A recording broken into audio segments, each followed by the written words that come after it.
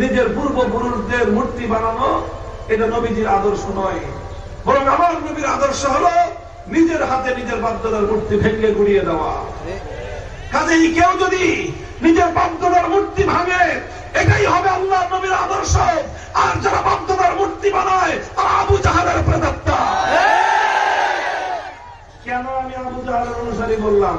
খুব খেপছেন, কাজ করবে আবু জাহালের মতো বললে ক্ষিপ্ত হবেন, রাগান্বিত হলেন।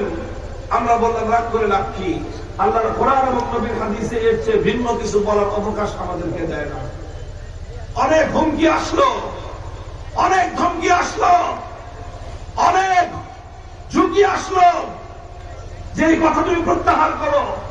আমি বললাম যে না, আমাদের এখান থেকে কথা প্রত্যাহার করা, এই কথা পরিবর্তন করার কোন সুযোগ নাই। আমরা পরিষ্কার ভাষায় বলি,